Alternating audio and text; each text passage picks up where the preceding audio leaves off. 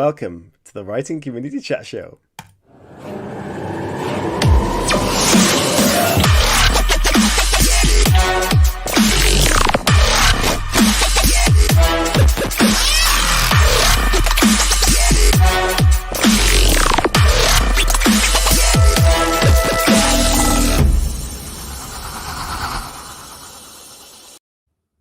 Hello everybody and welcome to this week's Friday Night Chat Show, and wow am I excited for this show. I'm here with Chris Hooley as always. Hello Chris, how are you doing? I'm slightly terrified, to be honest. But I'm very much looking forward to tonight. Oh, I really am. And do you know what? It's been a very busy week and I'm sure all you guys are the same. There's some movement in the world of coronavirus. I mean, it looks a little bit like there might be light at the end of the tunnel. I don't want to jump to conclusions, but it could be happening, which is great news for our possible crime festival in Harrogate in July, which is super exciting if that goes ahead. Yeah, I mean, you've got a T-shirt, haven't you? I have on right now, which I made. It's Welcome to the Writing Community Chat Show, and this lovely devil-looking face here. But I can't show you. This is very difficult. I'm not going to pull my pants down like last time. But on the back, it's this awesome... awesome design. I'll tweet it later, but it's really cool. Yeah, last time I showed my pants. I'm not doing that today. You didn't just show us your pants, mate. You showed us a lot more than that. Well, yeah.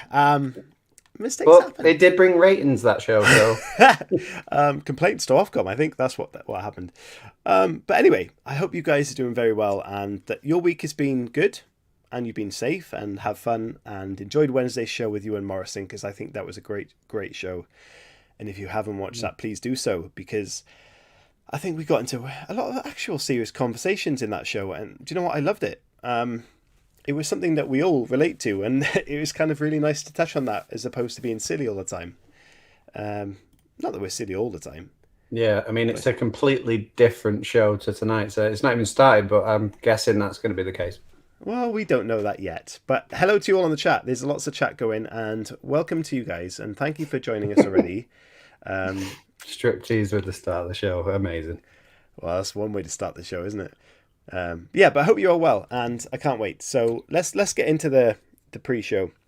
The first thing I want to talk about, I did mention midweek about the Page Turner Awards. Please, if you are an indie author, go to the pageturnerawards.com, I think, and check out their competitions, because I think you have to pay like 20 quid to enter some of them. Even for unfinished manuscripts, it will really set you. The prizes are career launching prizes, so just go and check it out. But what I want to talk about is the newsletter. Each month is released on the 15th. If you are not part of this subscription for the newsletter, go to the writingcommunitychatshow.com and you will find a pop-up window at the very start. Once it's loaded, it'll pop up. Put your email address in there and you will get the newsletter. But on Twitter, we do every month the book of the month. So if you want your book to be the star of this newsletter, which is a great newsletter, then go on Twitter, find that tweet and post your link in there and share it for us. You will be in a shout of getting this as your book is book of the month. Nothing to lose. Great great coverage of your book. So please do check that out. Nice. Yeah, it's great. But the second thing, go on. No, I was going to say, I don't know what I'm more excited about. It's payday on the 15th, but also the newsletter comes out, so... Payday on the 15th? For me it is, yeah. That's a random day to get paid, Chris. Yeah, it's the same every month, so it's exciting, but not as exciting as the newsletter. No, not at all. So the other thing I want to mention is a love story from Twitter today. Oh. Yeah. This is someone that called A.L. Garcia, and you can find her on Twitter if you want to look at this story, at A.L. Garcix. Garcix. She just tweeted just before the show, and I wanted to highlight this because it's to do with books, and I think that's wonderful. In a couple of days, it will be 12 years since I met this crazy sweet dude at a Buffalo Wild Wings. I'm not sure what that is. Something in America, I'm sure. While passing out shots of tequila. Fantastic. Nice. And we spent the rest... Yeah, it is. And we spent the rest of the night talking about books and fell in love. So yeah, that's my tiny bookish love story from A.L. Garcia. So that's wonderful. Coming together over books is fantastic. Was it books though, or was it the tequila? I'm not judging. You know, I can't say. Either way, fantastic and well done to you guys. And I hope you're still reading books and drinking tequila, because that's kind of what that's what life's all about. Yeah, definitely. Yeah. So, Be a Book promotion tonight is someone that we very much know. Okay. And that is Anya Pavil. Ooh. She's our moderator now, Chris. Do you know that? I didn't know we had a moderator. Yeah. Don't think she's doing a great job, but well, after Mr. Floppy, we need a moderator. Oh, we did have a Mr. Floppy. We definitely did. We did.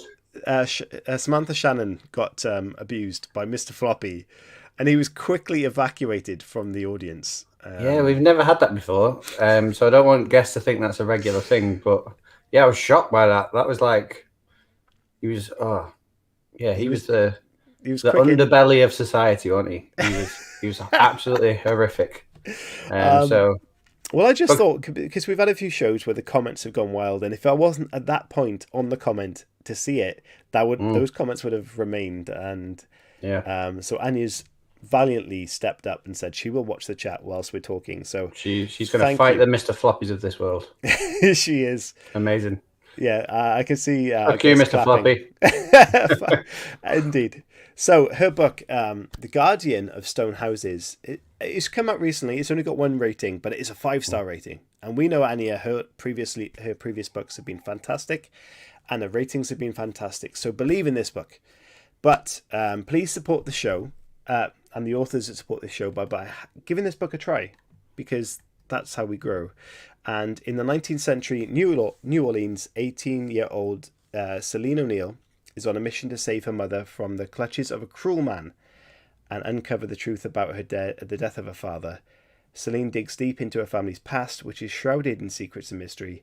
Fortunately, she gets help from the Loas, Loas, benevolent spirits who communicate through her dead father's tarot cards. So there's a bit of a spirituality and mystery in there as well. And it sounds a fantastic book. So please do check that out, because it helps. Yes, Chris, I will put the book up in the corner. So support the authors that support the show. And you can see up there now, the book. Chris, you can look. There it is. It's a very nice cover as well, I must say. Loving the purple. Apparently it's got 13. Although on the UK, I guess in the UK then it maybe just have 1. So 13 ratings on US maybe. And it is fantastic, Drew says. Nice. But there you go. So ignore my 1-star rating. It's got 13. Maybe 1 in the UK. So, you ready? Tonight's guest on. I'm not sure. I think so. It's tonight's guest. She is probably best known for appearing on ITV1's reality TV show, Celebrity Fit Club, although she's done much, much more in the world of TV. So, in which she lost a total of 2.7 pounds, 2 stone 7 pounds. I'm not sure in America use kilos, perhaps. Is that a lot of weight. It is. And she was voted by the panel of judges as the most outstanding contestant on the show. Nice. Showing off. But since Celebrity Fit Club, she's qualified as an aerobics teacher and a motivational fitness coach, which is fantastic, as well as run several marathons and charity races. But first of all, running a single marathon is heroic. Several and raising money for charity. I can't praise you enough. Her debut, Call Me Mummy, was hailed thriller for Mother's Day. And it was only released on 25th of February. So, ladies and gentlemen, very excited for this week's guest. Please welcome Tina Baker. Hello.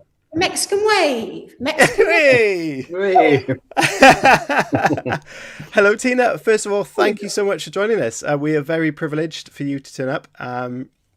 Thank you. And how are you? Friday night. It's my first Friday night out since all this started, really. It's my first threesome in, decade. Well, we're delighted to be your threesome, Tina, and thank you. I mean, there's not much more to say than that, and then I hope you're well, and this is very exciting. I mean, you've released your debut book. Yes, it's on. Oh, hang on. It's that side. This is my debut book, Call Me Mummy. I think it's a very dark joke that it's the ideal Mother's Day present, but not being a mother, and that's what the book's about, and not having a mother anymore. And I've failed on all of those fronts. And usually what happened on Mother's Day, I'd have a good old aerobic sobbing fest.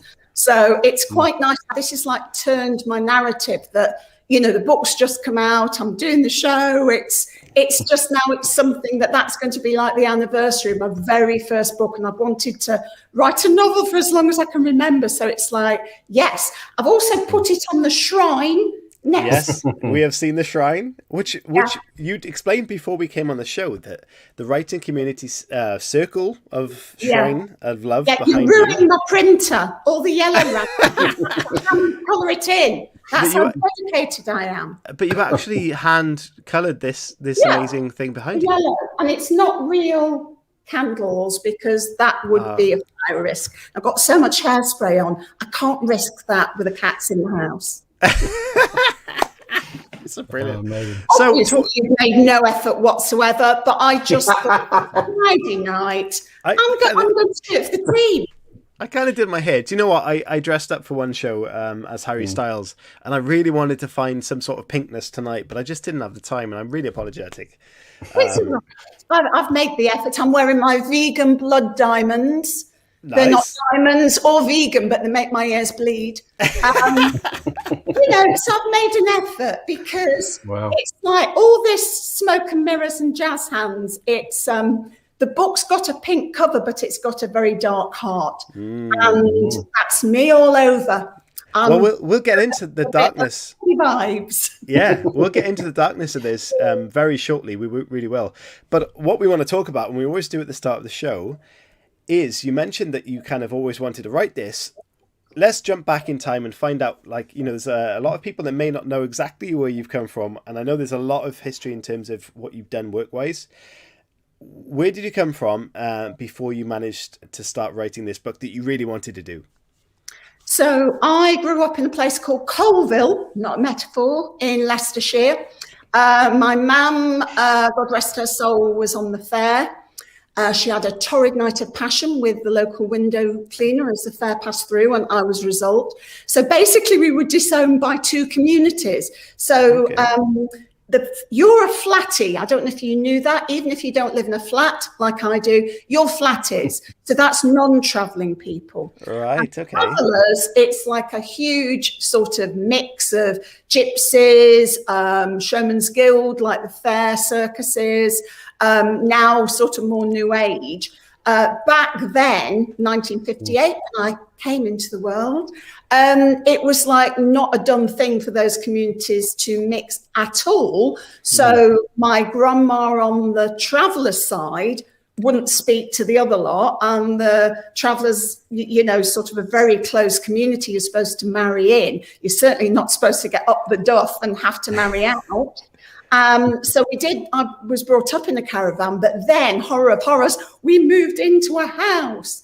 So there was lots of trauma on both sides, and it's really weird, because like my mum could never really read or write properly because she'd been in a twist on the well-known story, abused by Welsh nuns, and because she was left-handed, they tied her hand behind her back. Really, sort of loving and kind. And she, as a result of that, her dad couldn't read or write at all, used to sign contracts with an ex. So she valued reading and writing. Yeah. It was a very damaged soul, obviously, from what she'd been through. So we went through times when she couldn't exactly read to me, but there were books in the caravan. So I learned to read. I could read a bit before I went to school, and then it was like, oh, I love this. It's an escape into different worlds. Yeah. And I remember, so I was like 4 or 5. The very first word I formed myself was Zeta, my auntie Zeta, and I just was like mad on, really irritating, like putting letters together and saying, does it spell something? Does it spell something? And then, as a result of that at school, I loved school. I bloody loved it. And that wasn't the thing to do. So, you know, it sort of alternated being beaten up because you were clever, being beaten up because I was quite a nasty child, and being beaten up because we lived in a caravan. So, you know, there'd be different, you know, and then my brother would get beaten up when he started school, so I'd weighed in on that. So my memories of school was I was very good academically, but nearly every week I had a fight. I was a real scrapper. And then... you know, even at that age, you know, I was like writing stories, and like when you were in English class, like writing great long opuses, the teachers were exhausted. You know, it's like, oh, everybody else had done half a page, 10 pages I'd given and stuff like that. And then I sort of, you know, was the first in my family to go to university, did English, despite a huge campaign from my dad and the teachers not to do English. Apart from the English teacher, he was delighted. But, you know, it's like, don't do English, you won't get a job, you know, do science.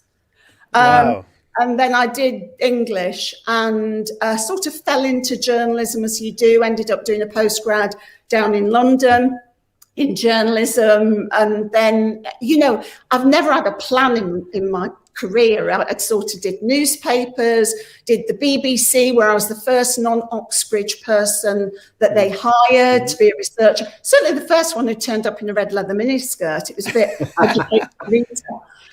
and then, you know, a bit of telly, a bit of radio, a bit of writing magazines. And it was only when, as a result of watching years of soaps, I got a widescreen bum, that they sent me on Celebrity Fit Club. And the call for that came the week my mum died of a heart attack. So it felt like a sign.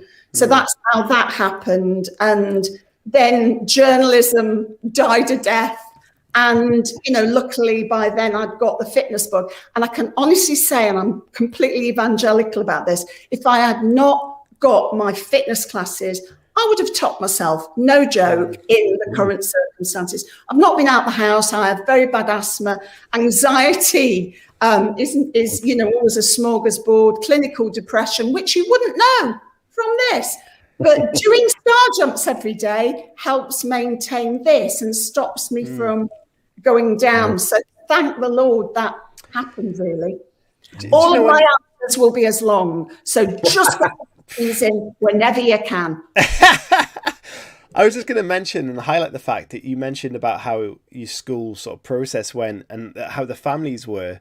And it's almost like a Romeo and Juliet story in the way that, you know, you have the differences in families.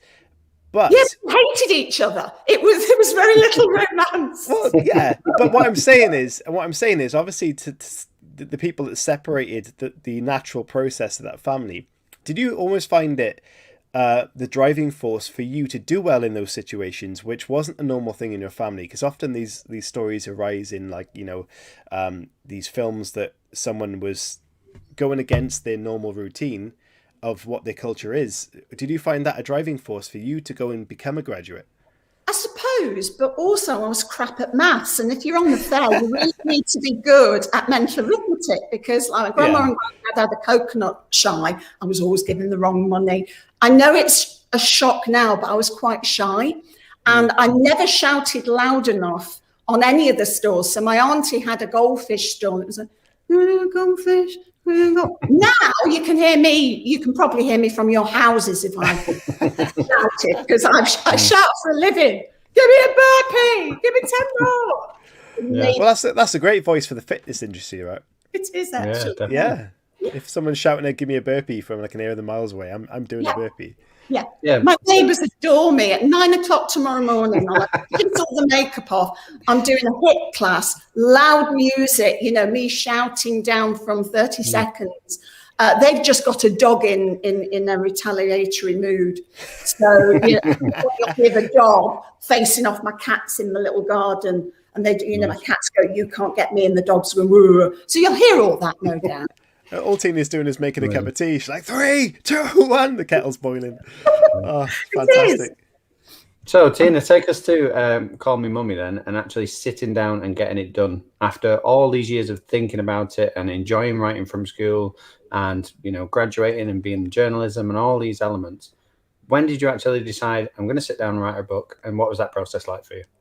It's really weird. I can remember being at the TV Times, where I worked for like 17 years, learning that there was this course called City. I think, there was the University of East Anglia was the first, and then this City one. I'm just thinking, I'd love to do it. It took my dad dying for me to think, I've just, how old, if not now, when? And because he thought I would fritter away his world savings, remember, this is a window cleaner, I just thought I'm going to pay it all on getting another tattoo and going on an MA. And that's what I did, really to piss him off, even though he wasn't there any longer to realise. It was an act of rebellion. So I went back to school part-time. It's like an evening class. Yeah. And I think it was a result of giving myself the permission. If you're a working class person, you've got to earn your money first. And it's really stupid. I've always been freelance, and I would be better suited to sort of work in a bank or something. Well, actually, no job's safe now, but you know what I mean? To work in a lifelong career, because I have never had, I don't think, more than 2 days in my life worrying about money. And that's just because it was my earliest preformed brain. So it was to give myself the time and to spend the money to do the course. Because, the most I'd written was a feature. It was probably like 1,000 words, 2,000 words. And suddenly your dissertation is a finished novel at City. And then I thought I've made a terrible mistake and asked to transfer to the thriller sort of bit of it, and they wouldn't let me because I was on the literary bit of it. And so again, my lovely imposter syndrome, I've never felt good enough at anything. So I don't feel good enough as a thriller, good enough literary, good enough as a writer, good enough as an instructor, and definitely I failed on all the mother fronts. So at college, one of the homework things was go somewhere you've never been before. And so some people like went to a gay club, a strip club, a drag club. I've done all that, been on stage at some of them.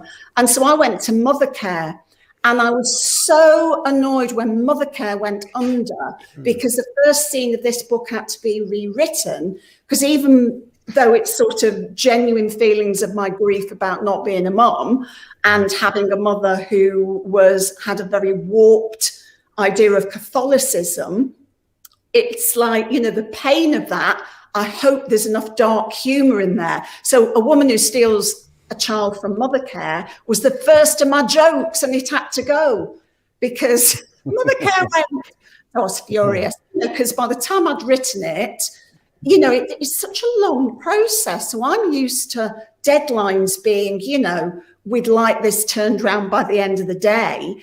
And so it took a couple of years to write, another year to sort of go through the editing process, which the pandemic sort of hit in the middle of that. And then, of course, I've had a lockdown launch, which, Can I just say, though, your lockdown launch video was the best launch video I have ever seen. And it made me really think that I underperformed in any of my launches, because I just sent kind of a tweet out and it was kind of that was it. And I thought, watching your video, I have so missed out on so many great ideas. It was like bravo from the heart. I literally at 6 o'clock in the morning, because I'm still shielding. Do you know what they don't tell you? I've had a jab, but even after I've had my second jab, they've still told you at the moment you've still got shield. What's that all about? So what's the point of the jab then? Well, I know. I mean, I think what they're saying, until the numbers come down enough and until you know a bit more about these variants, really. But anyway, 6 o'clock on a Sunday morning, I thought it's not going to be crowded near the local Waterstones, which is on my road. So if you didn't see it, it was me, bouncing down to Waterstones, and then a wail, which I didn't have to rehearse, from my heart, startled pigeons and the one passerby. Because I did think, and also I had to fake the banging on Waterstones windows, because I thought this is going to get me arrested. The alarm's going to go off. I'll break something. I don't know my own strength. But yeah, we faked the banging on the windows, and I just fell to my knees outside of Waterstones and went, why? From the depths of my soul. So I have seen, since then, though, I've seen my book in the wild in South Africa. Somebody, bless her, who runs a bookshop outside of Cape Town, random. It was like a picture of my book on a shelf. So for me, it's that holding a book and seeing it in a shop, I think I'll then believe it, because part of me thinks this is a very elaborate hoax. I feel like my husband's a gamer. He's in bed next door, annoyed that I've got his brand bandwidth and he's not playing Call of Duty for the millionth time. But anyway, sent him to bed. But he thinks I've been a vast simulation, you know, because I'm, you know, Ewan's interview that you did on Wednesday. I'm a psychological prepper, so I don't buy anything. I just worry 24/7 about the end of the world as we know it. In fact, Station 11 was one of the few dystopian end of the world, because at least you had the arts. It was like a little ray of sunshine, that we weren't all eating each other and shaving the cats for bush. We were actually still doing some sort of writing or performance, or, you know, there was something a bit more than just survival. I mean, if he plays The Last of Us one more time, I think I'll be murdering. Whoa, now you can't. That's a beautiful story and a beautiful game. It is a beautiful story. Do you know what I got him for his birthday? From Troy Baker, who's one of the voice of the main character in that. So we love Troy Baker, one of the voice artists. So I got him one of those little messages that you can buy a celebrity. Wow. So we love that. So Tina, take us back to Call Me Mummy and some of the characters. So there's two characters in particular that I want to ask you about. One of them is Kim, how you came up with the idea for her and why you decided to use social media in the way that you did with her, obviously without giving too much away. And then obviously Mummy's character as well, how you managed to find that darkness inside to write. Oh, it's there. Don't worry about it. I keep forgetting the book to plug. I'm so excited to be talking to human beings. Mummy, sadly, is based on my own mother, who went through, well, do you know, because you're working class, you can't really define what it was. So she never went to the doctors. You know, you never talk about it. As best I can, you know, work out, real severe depressions and some quite scary acting out of that. So one of those things was not speaking to me. And you just think, oh, well, that's all right. But like for months, like when I was quite little, she'd just like pretend I didn't exist. So my internal landscape was always this fantasy world escape, books. My dad was very clever, but his dad had died really young, so he had to start work very young, but he had books in the house. So my reading was really inappropriate at a really early age. So, you know, I was reading stuff like The Virgin Soldiers and Carpetbaggers, which were not age appropriate, Wind in the Willows and hot sex scenes. So, you know, Mummy's partly my mother, but also the terror that I had in myself. So we tried, you know, all the fertility treatment didn't work. And as a result of that, I was sort of hormonally unhinged, as well as I'm quite, you know, sort of skating on thin ice some of the time.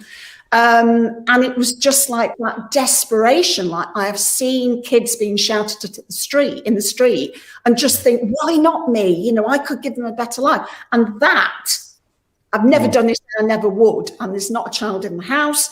Any noises are from the cat, just to say that I never do it. So initially I was going to write Mummy a bit kinder, but you can't, because anybody with like any empathy would ever steal a child. So I had to go in immediately.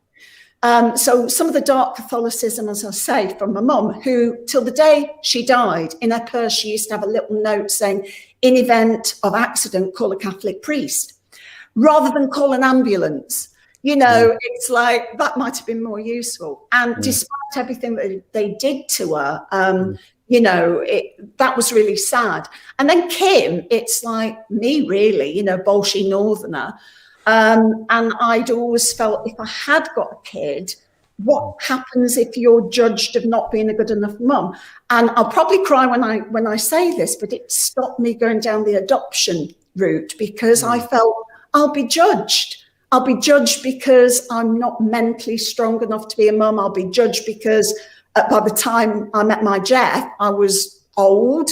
I know 3 people who'd had adoptions that failed hideously.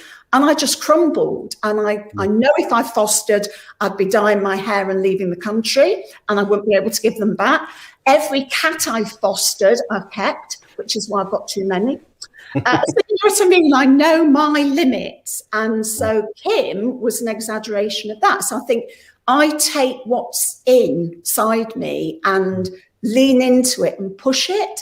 So it's partly my nightmares, my fears, my darkest thoughts. And it's also, as our women, you talk about social media, you cannot win. If you're a princess or a working class woman, you cannot win. And I've had tiny bits of it. So like when I was on Fit Club, weeks after my mum died, I cried because actually you'd cry doing press ups at 7 a.m. in the ice.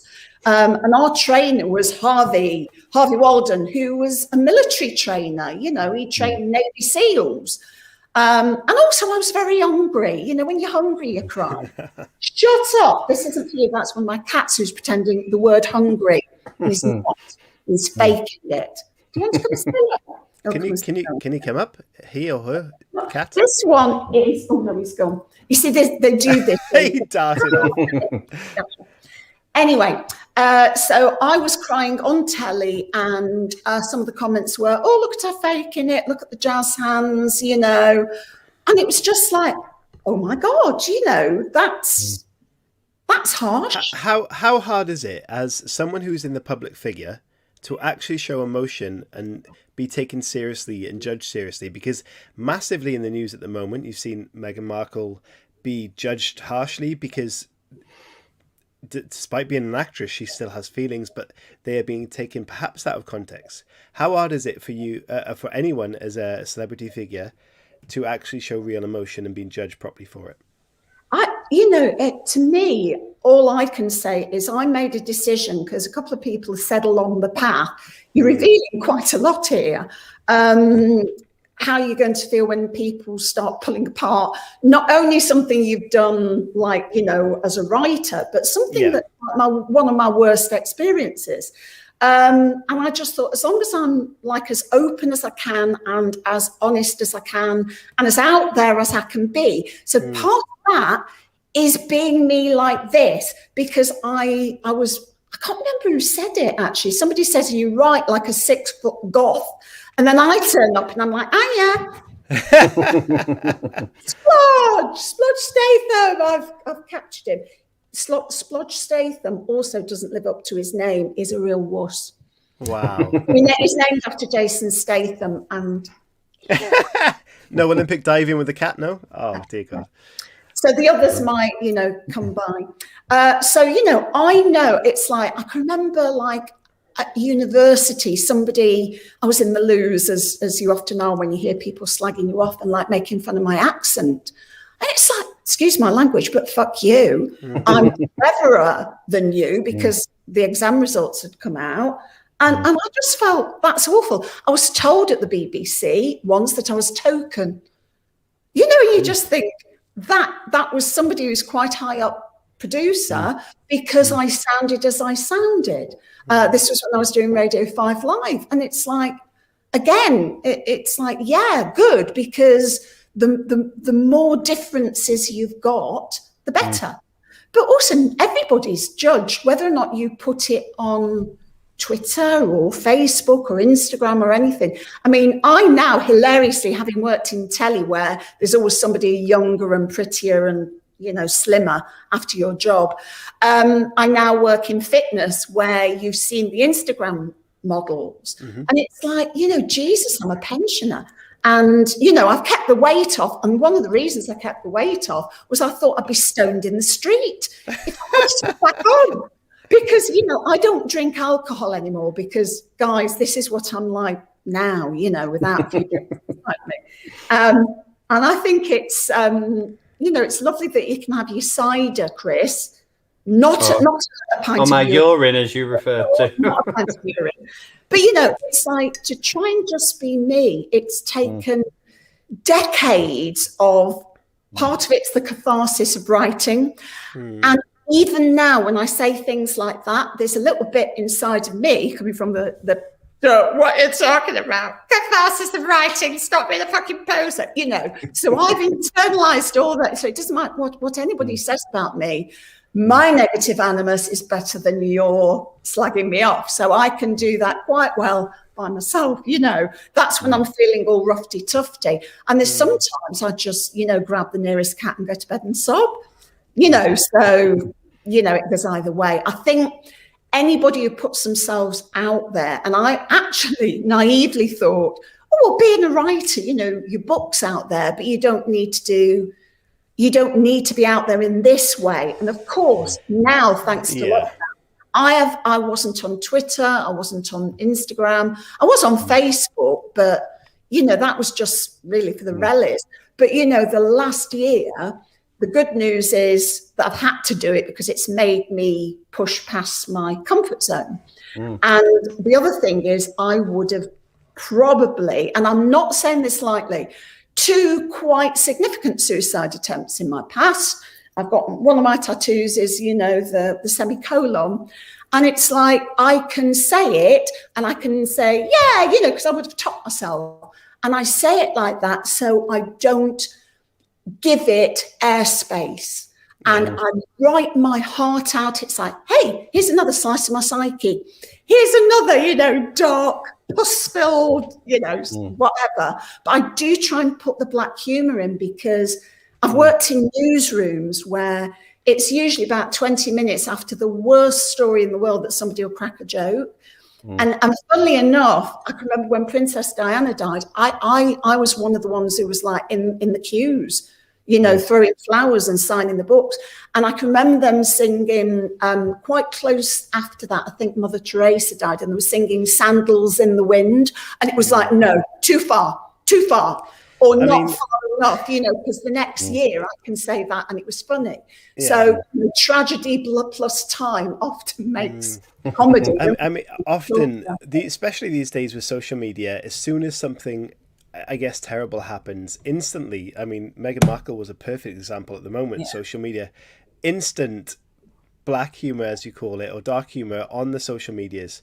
But this is something that people have used to cope with for a long time. Do you think this is something that, obviously, that's in your book, this kind of humor, is a way that you've dealt with your situations into your book, but also at the same time is the way to release it whilst also dealing with it with humor?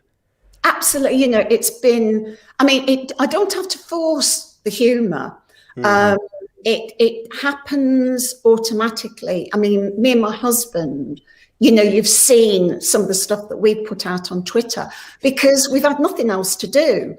In my mind, I thought, oh, he's bar manager on furlough. It's his ideal apocalypse. He's been on his Xbox, you know, 23 hours a day. And obviously he's had to talk me down, particularly like we're coming up for the year anniversary. My lockdown lasted a week before actual lockdown because I gave myself such an epic asthma attack. I was so ill and I didn't sleep properly, you know. Well, I didn't sleep through a whole night until I had my first vaccination. That's a long time to be getting up sweating. You know, so well, if we Tina, humour. You say you don't drink. Do you drink? No. Is there caffeine involved or anything? No, this is me. I mean, I have 1 cup of coffee in the morning. I used to be the good time had by all.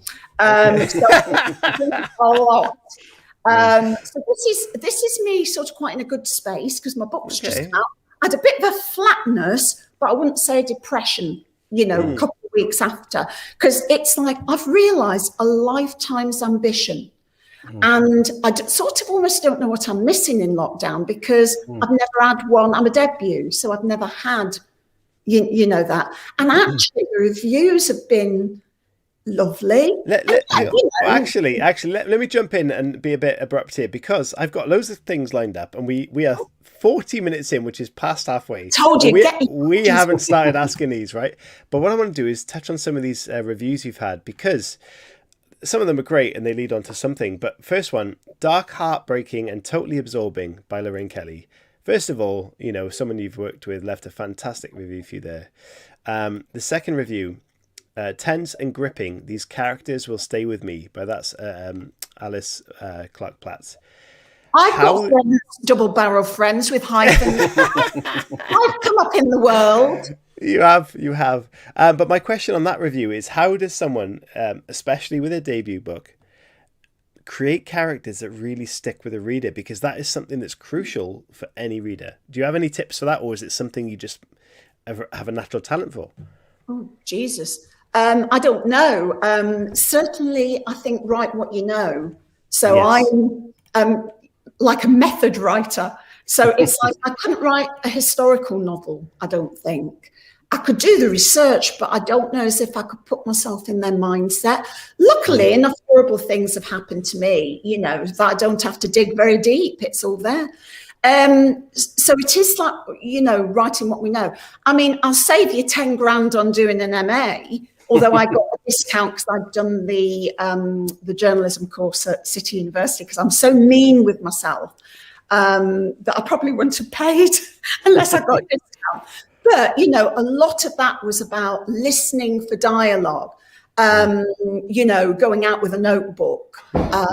Obviously, I can't go out now, so I'm glad I wrote it before. But listening to things. I think the soaps helped me as well, because from my background, where do you get good working class characters? You know, there's sometimes a bit of very nice writers doing a bit of, call blimey Mary Poppins, the working classes, which I don't mind. You know, I love Mary Poppins, but you know what I mean? So it's like, write what you know, listen for the way people really speak, and then have your editor take out a fuck ton of swearing, because I think the vernacular. So, you know, I'm full on Irving Welsh in my mind, but 30 years broadcasting means it was only when you sent me a message saying you can swear that I have allowed myself, and I think not very many. I once did a thing on poker on telly, and I'm the only person who was both pixelated and bleeped. Amazing. I wasn't even drinking then, but you know. So funny. That's so, brilliant. Tina, I'm going to make a slight tedious link here between you being, broadcasting moment, between you being a scrapper in school and Tyson Fury. So Tyson Fury, when he achieved his goal and become world champion, he went into clinical depression, and he had no idea how to get himself out of it because he'd achieved his goal. So I guess my question to you is, obviously you've achieved your goal now of writing this first book. How do you move on from here and create new goals? And what are those goals, and how are you going to go about them? Well, it's a 2-book deal. So, you know, Miranda Lewis, she would not, you know, we're in the middle of the edit for the second one. So the second one is equally dark. It's a jolly little tale of murder-suicide. And it's set in a kitchen just before Christmas, when it's like, which of you is going to stab the other? And I've been in those sort of relationships, and I have, you know, in other circumstances, I think if I'd had a drink, I would have done it, you know, go for somebody. So that's the immediate hurdle, isn't it? The difficult second novel that's written. It's in the middle of like, do they call it structural edit? You know, quite a, you know, that character's a bit too much like that other character, you know, that sort of thing. So it's not like also taking out a fuck ton of swearing as well, because this one is a working class character who's married up. Now you're looking at a woman, I know it'll shock you. I've actually dated a lord, very briefly. But I've also, you know, by dint of falling into the media, most of the boyfriends I've had for the last 30 years have been a class above me in background. And a lot of them just didn't get it at all. Luckily, nudity. Oh, sorry. I missed that. I missed that, sorry. Nothing. Oh, okay. Can I interrupt there a second? Because we've got the nudity type of, you know, the stage. Before I took this earphones off, you mentioned about the classes, and it's come up a couple of times. But do you really, like, for me, I don't believe in classes in that respect. That a person. No. No. I'm saying classes. No, I'm saying that someone who may be from a wealthy background or whatever where they're from has, their mind may be as advanced or mature as whatever, or has as much wisdom as the next one, regardless of where they're from. Do you believe that, or do you actually think that because of this class you were currently brought up in, this person was too good for you instantly because of the back of the class? I was actually saying they weren't good enough for me because... Good. And also, I had my headphones off. They didn't say class, they'd say class. Oh, I'm sorry. I mean, I'm from Wales, it's class. Chip on my shoulder. That would really get in the way. So I'm not saying it's all on them. It was just like there was a disconnect with somebody who's never had to worry about money, even when I've earned a lot of money, because, even when I was on GMTV, I'd have about 12 other jobs. I was working on the TV Times and Radio 5 and LBC and writing for the BBC website. So I never stopped. That's probably one of the reasons I, forgot to have a child, and regretted it ever since. I push myself. So I'm not saying if you were born into money, you might then have your way of trying to prove yourself despite that. It's just what it did to me. It was that different factors, really. My dad, when I was a writer, we did an interview for the Sunday Times, and it was heartbreaking. It was like, I don't understand what she does. Where's the graft in that? Was the phrase. Where's the graft in that? And he just didn't get it. And then the bastard, in his retirement, started writing a free column for the Colville Times. I was outraged as an NUJ union member that he was writing it for free. How betraying was that? So, who knows? Just that. It's just like we're all uniquely fucked up. And I was, it's not just from where I came from. It was just the fact that there were warring factions, as you say. It could have been a Romeo and Juliet story. It wasn't really as it happened. And then you layer onto that mental health issues and, issues with any religion done to a point of fanaticism. One of the most sensible characters in Call Me Mummy is a lovely lady called Aisha, because I worked at Finsbury Park Mosque for 3.5 years teaching Keep Fit, and it was lovely. But in the press, oh my God, if you read what was in the press about that mosque, and I also worked on the estate where the character Kim, who's the woman who's vilified by the press, the Andover estate has been vilified and demonised by the press because there have been stabbings there. I have had to climb over police tape to get into the community centre. There were and has been drug problems. So, it's that mix of things. There were people I've met who have worse backgrounds than I have, who are completely normal. And I've never considered myself normal. And on telly, you make a persona, don't you? You're not 100% yourself because it'd be a bit boring. And so for many years, I was, Tina's Tips, or the soap queen. And I quite like that because it's like putting on my makeup's like putting on a uniform to go to work. I really like it. It helps me say stuff, which is quite hard to say otherwise. I've gone on. Sorry. Here's a question, Tina. Would you consider? Questions quick. Would you consider? Well, I got two questions for you now. First of all, will you go to an hour and a half because that'll let us get in the end of the show? Secondly, would you consider, after the back of all that information, that you have a massive story there and a lot of complexities? I said that easily. And things. Would you ever consider writing a memoir? Oh, I don't know. I've not shagged enough famous people. Seriously. Hang on, you've shagged a Lord. But it's like in my promiscuous days, it was like, I can't do it if, I would not be a career advancer. I was almost like the opposite because again, hang on though, do you not think that your story of where you've come from and how you've worked in all these sections and got to being an author is an impressive story on its own? if I could do it funny, I suppose, if I could, because I've got the title. I've always thought The Confessions of a Window Cleaner's Daughter. Yeah, there you go. So But Tina, all right. Question. Yeah. Now, I was going to bring you back to that book that you're supposedly promoting. You know, the one that we keep forgetting about. But Aisha in that obviously supports Kim through thick and thin. Did you have somebody in your life that was like that for you? And did they inspire that character? No. See,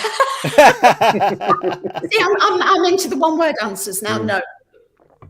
I've got my friend. What we'll do is... Oh, yes, there he is. Amazing. What we'll do... This is perfect for the rest of the show. So what we'll do, let's quickly ask the staple questions, Chris, and then we'll get on to the second half of the show because we're 50 minutes in and we'll see where it goes. But for now, let's get in the second half of the show. So the staple questions, as Chris has just so rightly said, are if you could take any character and make that character your own and have a crack at writing that character from anything, so be it fiction, TV, film, all those good things, which character would it be and why? Miss Piggy. It's my spirit animal. But you see, so's Ewan. It's a really weird mixture. You know, Ewan, the author, the actual real person who you had on Wednesday. But yeah, Miss Piggy. Because yeah. And she's got an unrequited love story there. Yeah. You'd have to ask Jeff his side of our relationship. Jeff's been commenting fantastically in the chat, and I've loved his comments. What? Is he in the bedroom? Is he heckling from the bloody bedroom? He really is. I'm not gonna. Anyway. Okay, second part of that question. If you could change the ending to anything, it could be TV, film, books, whatever, what would you change the ending to and why? Oh, God, The Sopranos, because I literally thought my video, it was that long ago, my video player had run out. It's like, what the actual fuck? That can't be. It's like, there's nothing worse, is there, than an ending that just like doesn't satisfy. I read all the justifications, all the real life stuff. I was fuming. I love a good ending. I really do, like Life on Mars. You know, the first series, fantastic, you know, really good endings. But that, and I'd invested years of my life in that. It's one of my favourite series. Well, do you know what? I'm fearful of this because The Walking Dead has started its last season this year. And it's been going for 12 years. Yeah, it's your family, isn't it? If that ends with a crap ending, what am I going to do? I don't know. Babes, it's a zombie apocalypse. It's hardly going to have a happy ending, is it? Well, at least make it a good sad ending. I don't know. Yeah. Tina, the final. Oh, sorry. Comment from Jeff says, "I am indeed laughing face." What a bastard! You just. And Tina, the final question is a bit morbid. So you're on your deathbed and you're looking back at your writing career. What does success look like to you, and what would you be happy with? Like the books I've read that have really gone in, you know, that you feel are real. So the last one, you know, that was, Sugar Dane, where I call them ear wetters. So you're reading in bed and you're sobbing so much that you're wetting your ears with the tears. So just something like that just, you know, and I know my limits and I know that I've got a long way to go. It's like, you know, first novel and that. I've also got a circus novel that I wrote on my MA, and that's like the side of the circus that you don't see, you know, the grit, the work, the graft. And that's sort of a bit more memoir, but I suppose more from my mum and grandma's world. My grandma was from the circus before she became into the fair, and that's my great grandmother. She's a trapeze artist. Wow. So, yeah, there's been a lot of comments about that tattoo, by the way. My sleeve. I mean, I started very early. I started when I was 18, and you know, it's grown. And there's some I'm not showing you on this show. I'll keep that for my day job. That's for the Patreon show, by the way, guys. Sign up. Oh yeah, let's do that. I always knew I'd end up a webcam girl. Oh wow. Okay, so we got to move on because honestly, this could last all night otherwise. You so lucky. I should be so lucky, you know what I mean. Well, you should be so lucky. Anyway, new family member. It's what we do each week on the show. Is someone that followed us on Twitter may not have a big following, and we give them a shout out on the show so people can follow them, and we send them a GIF. Tina, do you know what a GIF is? GIF, not GIFT. Yeah, Excellent. Obviously, I imbibe GIF. I give good GIF. So this week's family member is Rita. Rita. Yeah, Rita Serra, Serra, author, and her Twitter handles @author. Serra, and author of the Shrine of the Fathers. You may also know her. This has got it says there as Victoria Dark, the synonym under which she writes short tales, and she has 268 followers. So Chris, find that person, and you have indeed found that person. Great cover, by the way, to that person.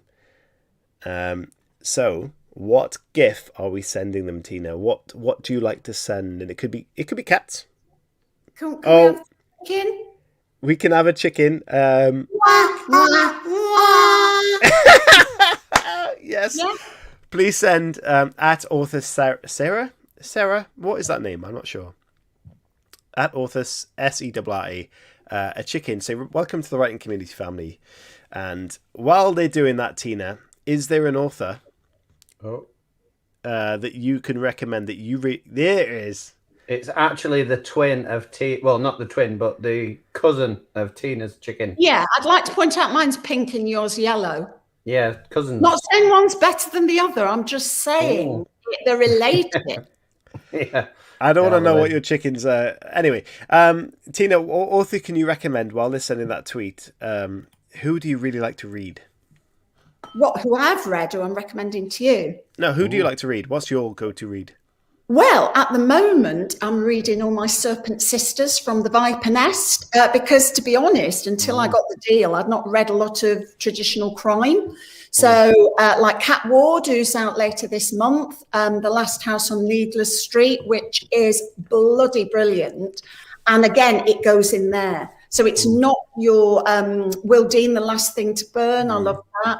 I've literally read the first historical, although Jeff gets it wrong. Jeff said it was an hysterical novel. Actually, that sounds like a good novel. Yeah, but it's a bit both, which, so again, like Vicky Valentine, I couldn't read it because it's the plague letters. I literally only just read that after I had my vaccine. It was on my bookshelf for a year. I thought, I can't read about a plague because I'll give myself another badass attack. So I've just read that. I've literally just finished Guy Morpus. He's a new signing for us, Five Minds. You know, when a book's so clever. So it's like, did you ever watch Altered Carbon? Yes. It's that basically. So they have to do games. So it's me and Jeff. It's our first buddy read. So Jeff goes to bed a lot earlier than me. He read it, goes to sleep, and then I picked up. So we both just finished it. And at 1 o'clock in the morning, I woke him up to discuss it. And it's 5 minds in one body. Wow. And one of the minds is trying to kill one of the others or all of the others. You're not quite sure. So that is like so cunning. You know, it's insane. And the next one is my friend Leonora Natras, who's an author I met in real life at the Viper launch. And again, it's historical. And I've just not read enough historical novels. So that's fantastic. My next one. A cover reveal came today, and it's all gold and beautiful. Mine's all pink and beautiful. Remember, I remembered this time. Mine's pink and black, which is basically the dark heart underneath the pink. Well, what I've got to do is ask the community for questions, because I didn't ask the questions to send the questions in. So please send the questions in. Why I play the video for the family member, because I get shouted at for not doing that either. And the question time on. Yes, and the 2 videos. And then what we can do is finish off with a quiz and see. We can carry on talking if that's the case. But well, let's have a look.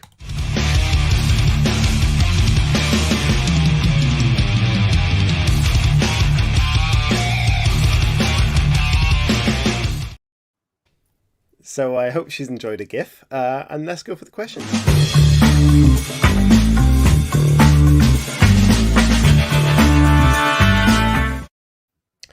Indeed, this is possibly the most confused question time we've ever had. Fantastic flames and circle of death from Halo there in the chat. So, if magic was real, Tina, what spell would you try to learn first? The tell COVID to fuck off spell. That is the best, less selfish spell I've ever heard on this show. For all of us, there must be. Have you been watching WandaVision? No. Well, you need to. She creates this world. So no spoilers. I don't want a little spell. I don't want to have my roots done with a spell. I want a bloody big global spell to, Okay. Sort that. Yeah. You didn't say how big your spell was, did you? No. Chris, what spell would you go for, Chris?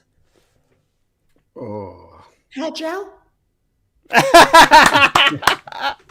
Hair gel. Don't cover your mouth, Tina. You should have done his hair. Instant haircut would be a good one. Look at my haircut. My boy did cut my hair. Hey, that's good. It's a bit higher, and it's Peaky Blinder vibe. I can't knock it, honestly. It could have been a lot worse. Your boys are quite old. If I let my son shave my head or let him loose with the razor, I would have no eyebrows left. Yeah, that's pretty much. Yeah. And Chris, to be honest with you, your eyebrows are quite a feature of your face. Thank you. I think they are. I do shave Jeff's head. He just with he likes all that. Yeah, Jeff, is it cold on your head? I don't know. Okay, Halo says 1,000 elephants versus 100,000 chickens. Who would emerge victorious? Dead easy. We'd have you. We'd peck your eyes out. However, actually, I like elephants as well. No, 1,000 elephants versus 100,000 chickens. Yeah, the chickens. How would that work? Because the elephants would panic. Have you not seen Dumbo? Yes, but that was a mouse. Yeah, similar. But they'd panic and they'd stampede. That's the elephant stampeding, and they'd all get in a mess and fall off a cliff. Okay. Like in Mrs. Sparta. Did they fall off a cliff? Chickens. Yes. Chickens. Jody says, hello, thank you for your question. If you could write any story and it come true, it's a great question, what would you write about? A dystopian pandemic that is magically healed by a princess dressed in pink that is given the magic by two druidy wizardy hobbity people. I love the magic. I love that. I'm going to change my Twitter title to druidy wizardry, whatever you just said. That's how I'd say it. Druidy wizardry. Druidy wizardry. What would the princess's name be? It'd be Princess Tina Sparkles. Brilliant. I got instantly the vibe of Neverending Story when you said that story. Oh yeah. I don't know why. I thought Princess Tina Sparkles was a fans only page. That's the Patreon show we're talking about.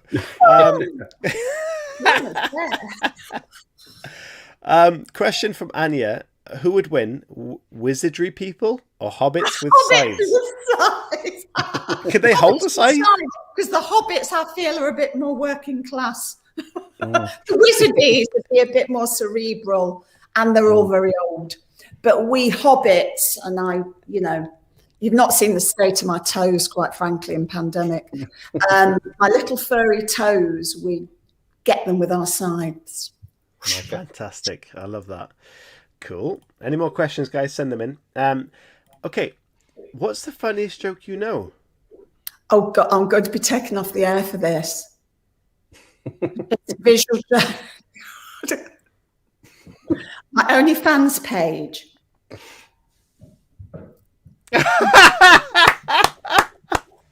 If you're not watching this on YouTube, listening back, perhaps check out YouTube. It's worth it just for that, to be honest. It makes me and Jeff laugh. I know I'm going to be sensitive, but no, you're not on this show. We haven't been kicked off yet, and I'm sure it'll happen sometime soon. Oh, wow. Right, let's get on with the quiz, unless there's another question coming in. No, just ha ha ha. Okay, are you ready for the... Oh, hang on. He blushed. Have we got question time? Are you ready? Yeah, let's go. For the quiz? The quiz? I'm in this as well. Is it both? You're in this. Yes. You're against Chris Hooley. It's me versus you, Tina. Versus sort of situation, isn't it? What? Because this quiz has random questions. What needs to happen is that I'll ask Tina a question, and if she gets it right there and then, she gets a point. If she passes it and Chris gets it right, he gets 2 points. Why? Because she passes it. The patriarchy! And if she passes it and no one gets it, then it's nil point. Hang on. What's this I'm moaning? I get even mooned everyone on the Halloween show, and Queen Elizabeth didn't send anyone after him. Yeah. Why would Queen Elizabeth send someone after me? Because it's nudity online, isn't it? It's the Ofcoms. Behave. No, they enjoyed it. It's fine. Anyway, so quiz time. So yeah, if you pass it and the other person gets it, you get a point, 2 points. If you answer it correctly your own time, then you get a point.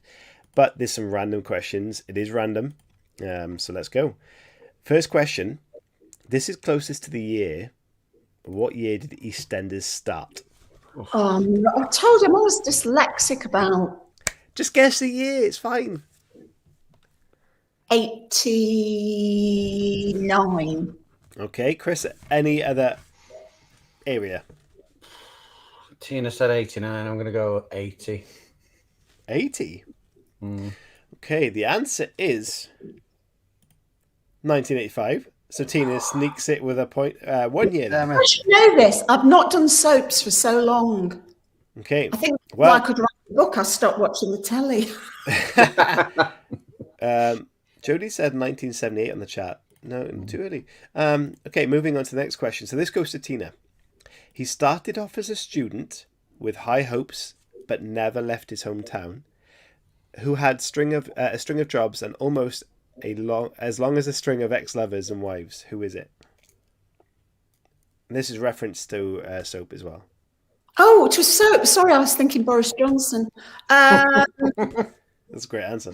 Well, almost anybody from Ken Barlow to, Ian Beale. Everybody. All right, give us a name then. The student, won't it? Ken Barlow with the studenty bit. Okay, Chris. Don't pass it to him. I've answered it right. You have answered it right, and it is Ken Barlow. Thank you for reminding me that this is that sort of question. It's not Dirty Dan, Jodie. Someone's a soap lover. All right. You got 2-0, Tina Baker. Okay, so it's going to Chris Hooley, and this is something it was a bit of a show feature, so it's a good question. What is the correct term for a question mark immediately followed by an exclamation mark? Hyperbole. Incorrect. It's not Intrabang. It is indeed intrabang. What's that thing? Intrabang. What's that called? It was a fun word that we've used on this show often because we love the word intrabang. I love that word. That's a new word for me. And so if you ever write no, I do. Yes, I do too. Oh. So intrabang. And there you go. Look at all this on the chat. They all know what that is. Intrabang your heart out, baby. Yeah. So okay, that's 2 points to 1. Back to EastEnders, but this is the last soap question. In EastEnders, Tina, where did Dan and Chrissy Watts meet? By the canal. What country? Mm. Yeah, that confused you. Sorry, Germany? Do you want to guess another one? Because that's not correct. Oh, God. That's not how it works, mate. Shh. Stop acting. I didn't even know that they'd All right, you can pass it then, because that's not right. I pass it. Can't remember that. It is a European country. Well, yeah, because of budget. France. Incorrect. It was Spain. No part. Oh, of course. Okay. Yeah. She has no memory. Okay. This is back to Tina. A multiple choice question for you. Oh. Yeah, privileged. What does HIT stand for? Is it high intensity interval training? Whoa now. Is it hot, interesting Italian torsos, high intensity interval training, or hopeless, insatiable, incredible trunks? It is all of the above, but technically it's B. Correct. Great answer. Oh, God. Go to Chris Hooley. Fill in the missing words. I need your what, and your what. This is, I'm going to say the tedious link. This is related to someone who's in the fitness industry, but is a movie actor. Is it all the same word? No, I'm going to give you a clue. It's someone who is now in politics, who is very muscular. Yeah, that doesn't help. It does help. And if they're in politics, I need your votes, your abs, and your time. No, think movie actor. Still doesn't help. No, Schwarzenegger, wasn't it? What? Okay. Well, you're giving it. You could have passed that, Chris. Have you got a guess, or you're passing it? Schwarzenegger doesn't help. I need your. No, that was really bad accent. I need your what? I need your time. No, I don't know. Pass. Okay. He'll be back. Okay, we're skipping this to Tina. Go on, you've got the right actor. I love his donkeys. He was a joy of the early pandemic. I need your time and your votes and your money. It's not. Come on, chat. Who's got it? Yes, Finley. Hello to Finley. Your keys, your boots, and your motorcycle from the Terminator film. Yeah, sorry. I'm thinking politics, political. Yeah, you didn't. I said he's in politics. Very well. And I said he's in politics. Anyway, okay. Who's this? This is to Tina now. How much did Joe Wicks raise for the NHS during lockdown by completing 55 workouts? Was it £1 million? £1 million? What does that mean? £1 million. If you want to say £1 million, you can, and then we'll offer it to Chris and see who gets close to this answer.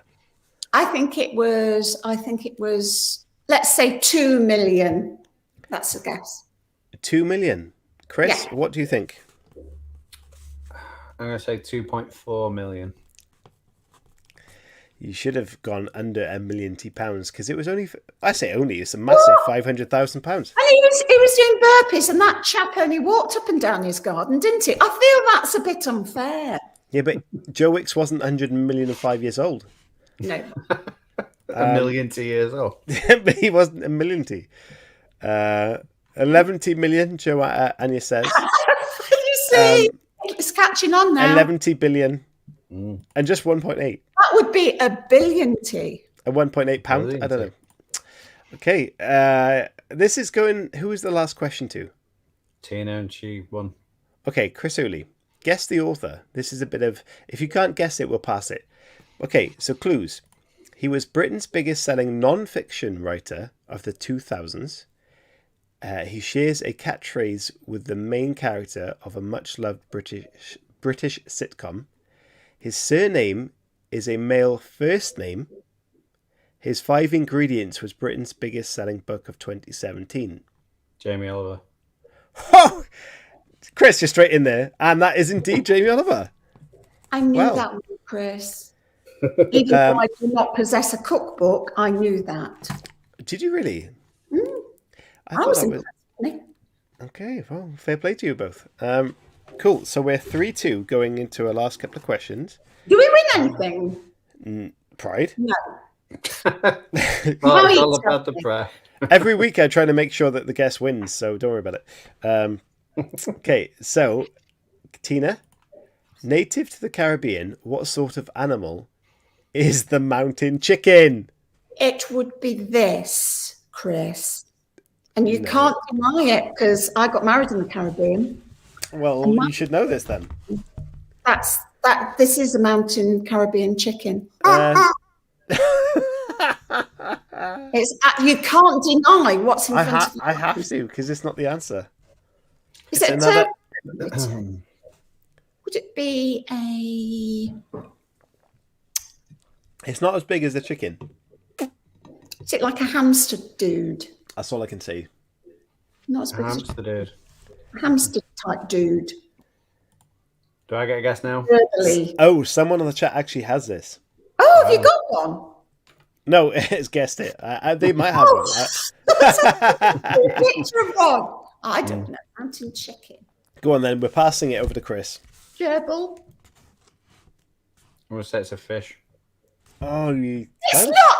You're getting mixed up. You're thinking tuna is the fish of the, not a tuna. Tuna's got a frog. It was a frog. A frog. Joanne Paulson got very angry about that. It's a bloody frog. So no one. Okay, we have 2 questions left, and it's 3-2 to Tina. So this is crucial. They say frogs taste like chicken. I've had some. Yeah, Did it taste like chicken? Taste like chicken, yeah. Well, that's cooked, not raw. Okay, who invented the word vomit? Who is this on, Chris or Tina? Well, we didn't. Me. Neither of us did. No. What? Go on. I'm going to say a famous inventor of words is No, Shakespeare. Sorry?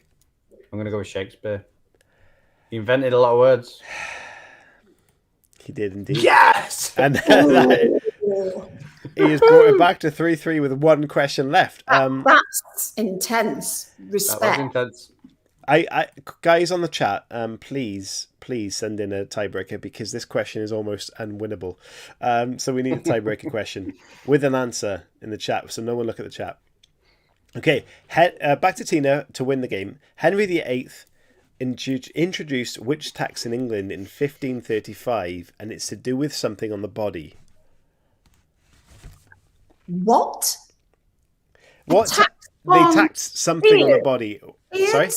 Beards? You're going with beard for the win. To win the week's quiz, you were saying beard tax. Yeah, because I think he'd be jealous, wouldn't he? You know, he's jealous of all the missuses, chop their heads off. So anybody with a bigger beard than him. Okay. That is a great answer.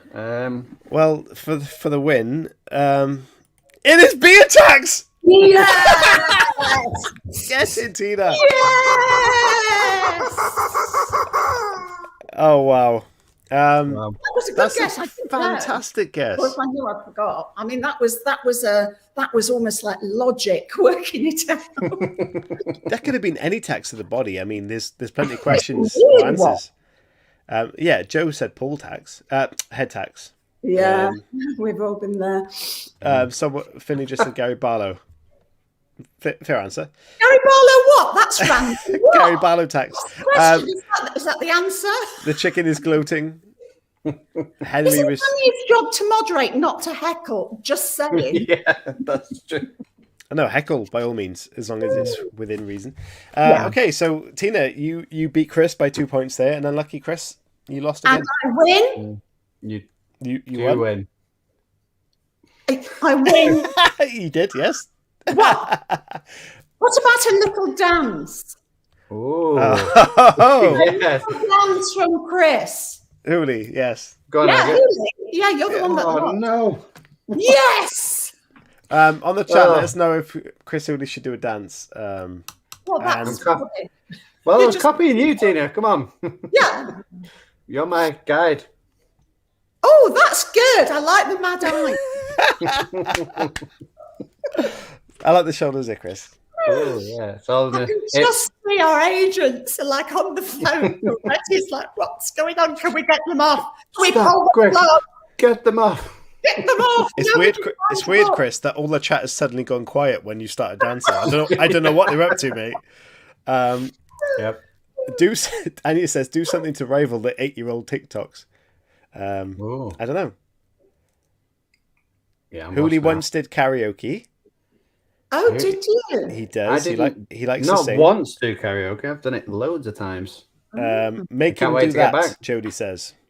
Make him do that. Is there a song you like, Tina, that Chris could sing? Yeah, I Will Survive. You could sing the song out, the show out with a song, Chris, would be fantastic. First I was afraid, I was petrified. Go on. Thinking I could never live without you by my side. Yes! Come on, we'll finish the show on this. It'd be brilliant.